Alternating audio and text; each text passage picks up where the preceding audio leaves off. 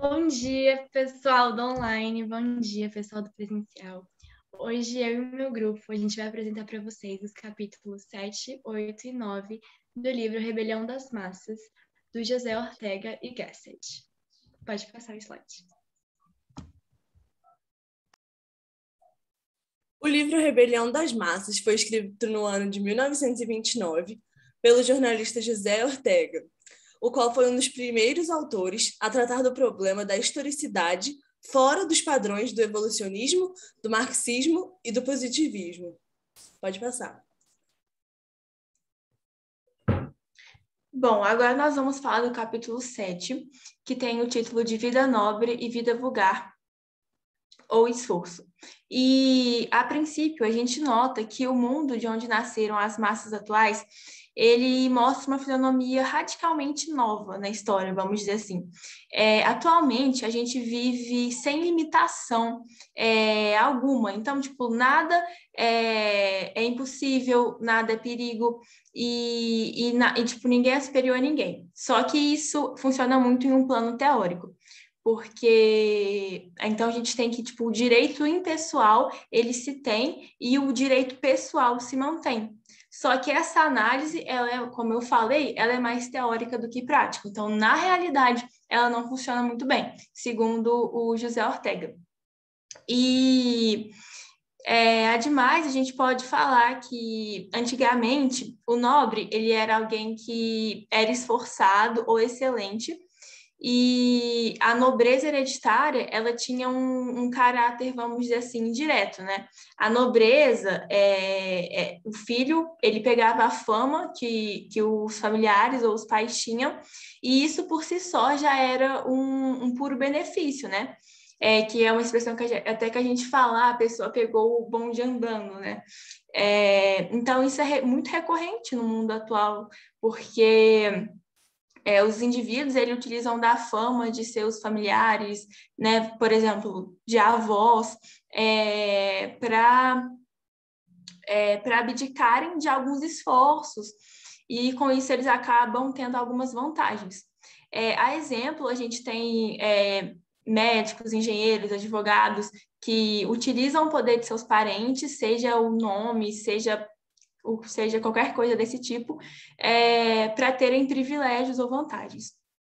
E um outro tópico, né, e último, mas não menos importante, que dá para destacar nesse capítulo 7, é que a maior parte dos homens e das mulheres, segundo a visão de José Ortega, são incapazes de outro esforço que o estritamente imposto como reação a uma necessidade externa, ou seja, uma necessidade de fora. Então, dá para a gente fazer uma comparação aí com a primeira lei de Newton, que diz que todo corpo continua em seu estado de repouso ou de movimento uniforme, em uma linha reta, a não ser que uma força atue sobre ele, que uma força seja imprimida sobre este corpo. E a gente pode perceber que em muitas situações as pessoas só tomam decisões relevantes, né, importantes, quando elas estão sob algum tipo de pressão.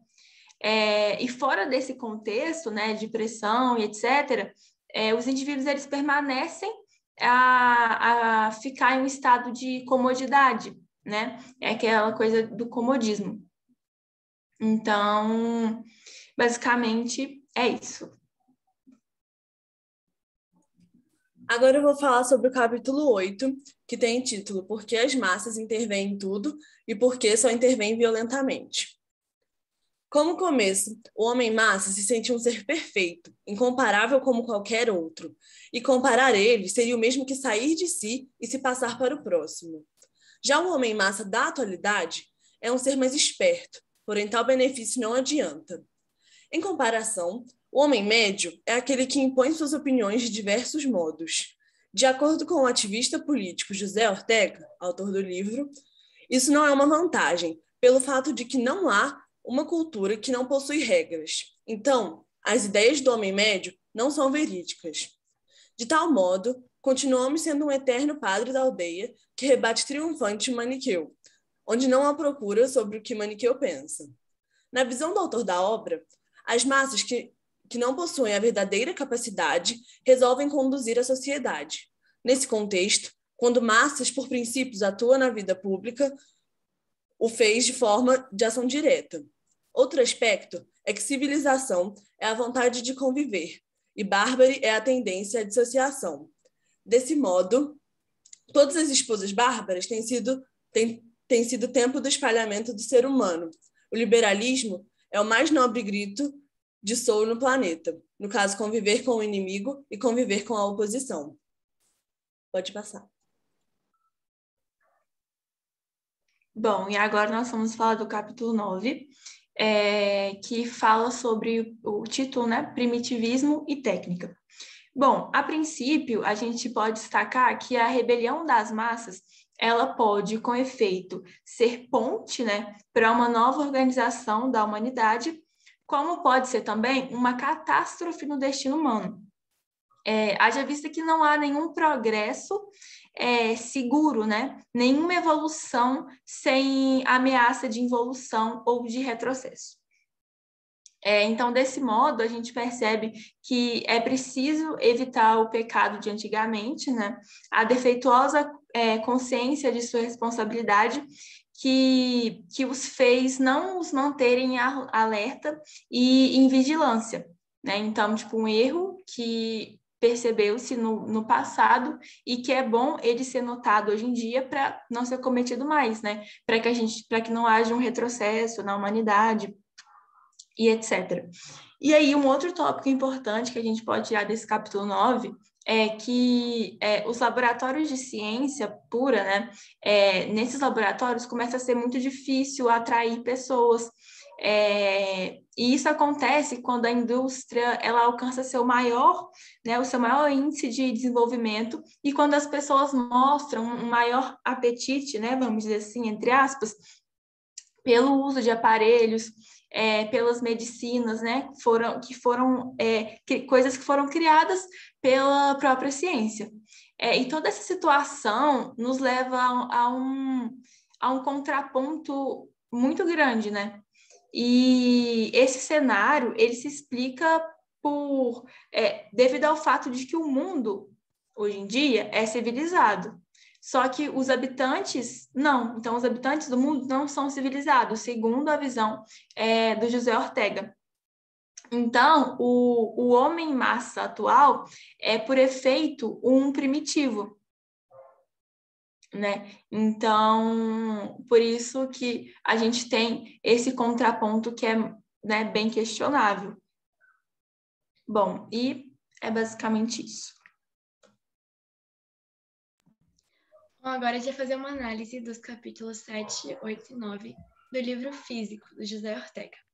Bom, logo no início do capítulo, Ortega já manda que a vida é um caos e que nós estamos perdidos nela.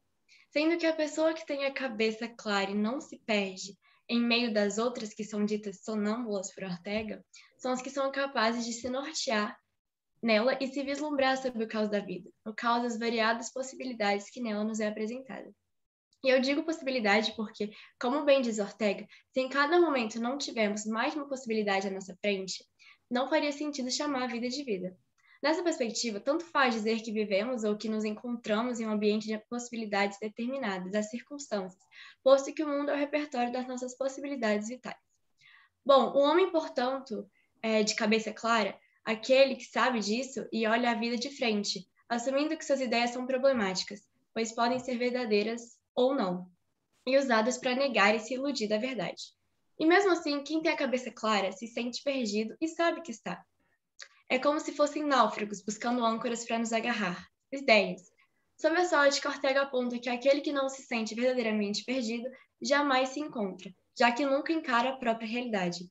Mas, claro, sabemos que a nossa tendência é sempre procurar uma fuga, e para ele, a ciência representa uma fuga da vida, pois ele diz que foi por terror à própria vida que muitos homens se dedicaram à ciência. Nisso, acredito que vocês possam estar pensando, mas e a política?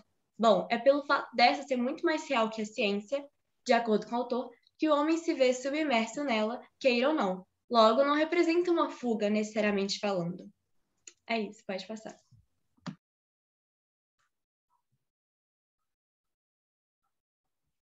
Pode passar. Bom, em primeiro plano, eu gostaria de questionar uma coisa. Quando pensamos em Estado Nacional, é comum que pensemos em requisitos territoriais, de fronteiras naturais, requisitos biológicos e linguísticos, certo? Essa, inclusive, é uma questão bem percebida por ele. Enfim, Ortega nos conduz ao entendimento de que tal pensamento automático representa uma mania ocidental das nações modernas, e que é bem superficial, inclusive. Mas por quê? Tais elementos são, na verdade, secundários no que tange ao processo de formação estatal nacional. Bom, no caso, as fronteiras serviram para consolidar uma unificação política já conquistada. Logo, não foram o princípio da nação, mas sim o contrário, pois, primeiramente, foram um obstáculo. Sim, em primeira instância parece um pouco confuso, mas vamos esclarecer da seguinte forma. Vou exemplificar com o exemplo de Ortega. Para um território ser propriamente um território X, vamos chamar esse território de território X, ele foi conquistado e configurado. Então, a realidade histórica da famosa fronteira natural consiste simplesmente em ser um obstáculo mais para a expansão do povo A sobre o povo B. Porque ser um obstáculo, seja de convivência ou de guerra, para A é ser uma defesa para B, concordo? O mesmo ocorre, por exemplo, com aspectos biológicos e de língua, uma vez que não é o sangue e o idioma que formam os princípios de unificação. Sangue e idioma não são causa, na verdade eles são efeito. Dessa forma, o Estado Nacional sempre se deparou em seu afã de unificação com muitas etnias e línguas. E que, uma vez dominadas, uma relativa unificação de sangue e idioma serviu, por fim, para consolidar a unidade. Desse modo, é interessante colocarmos isso como uma interpretação de mudança de significados desses elementos, durante os diferentes períodos de formação do Estado Nacional, conquista e consolidação. Então, para Ortega, a gente tem que aceitar, nos habituar e considerar como obstáculos primários para a nacionalidade precisamente as três coisas que se acreditava serem suas sementes, vamos dizer assim. Ademais, vamos frisar que sangue, língua e passado em comum representam princípios estáticos e fatais, seriam como prisões. Logo, se a nação se consistisse nisso e pronto, ela seria algo que se é, mas algo que não se faz. E a nação se faz, ela não é estática. Mas a gente vai aprofundar isso daqui a pouquinho. Assim, para José Ortega, não é nada material, inerte, dado e limitado. Nação é dinâmica. É a vontade de fazer algo em comum. E se atente a isso também. A gente também vai se aprofundar nisso. A ideia estatal não está limitada a uma fronteira física, portanto. E não é uma coisa, mas sim um movimento. É algo que vem de e vai para. É puro dinamismo. E a nação nunca está pronta. Ela sempre vai se fazendo e se desfazendo, ganhando ou perdendo adesões. Pode passar. Agora a gente vai falar um pouquinho da questão do futuro e nação. A questão do futuro vai abrir um leque de análise a partir de agora. Vamos lá. Para Ortega, os europeus, desde sempre, foram atraídos para o futuro, são atraídos para o futuro, tendo uma dimensão particular acerca do tempo. É como se depois, para o ser humano, viesse antes do antes. Mas isso nas nações modernas. E isso está intrinsecamente ligado à interpretação da pauta Estado Nacional, muito explorada por ele notoriamente, né? Nesse sentido, povos novos traziam uma interpretação menos material do Estado, sabendo que a sua estruturação e consolidação representa uma realidade mais puramente dinâmica. Vamos tentar entender o Estado como uma empresa, bem como propõe Ortega. A respeito disso, seria sujeito político todo aquele que aderir à empresa, sendo raça, sangue, comunidade, e a descrição geográfica, classe social, a gente deixa em segundo plano. Vamos salientar que não é a comunidade antepassada e irrefutável que justifica a convivência política e a nação. O que justifica isso é a comunidade futura do fazer efetivo. Assim, o que reúne o Estado não é o que fomos ontem, mas é o que vamos fazer juntos amanhã. Para ele, uma grande diferença entre o Homo antiquus, que seria o homem antigo, e o europeu, é que este está aberto para o futuro, que vive conscientemente instalado nele e a partir dele decide sua conduta no presente. Nesse prisma, Gasset expõe algo muito real, o fato de que, quer a gente queira ou não, a vida humana é a constante ocupação com algo do futuro. Nesse sentido, parafraseamos assim como Ortega, o escritor Ernest Renan, do século XIX. A nação é o excelente programa para amanhã. Assim como o ser humano tem irremediavelmente uma constituição futurista, vive antes de tudo no futuro e do futuro, é evidente que a nação não se livraria disso. Sob excelente raciocínio, se ela não consiste em nada mais que passado e presente, ninguém se ocuparia de defendê-la contra um ataque, por exemplo. Bom, ao defender a nação, defendemos o nosso amanhã, não o nosso ontem.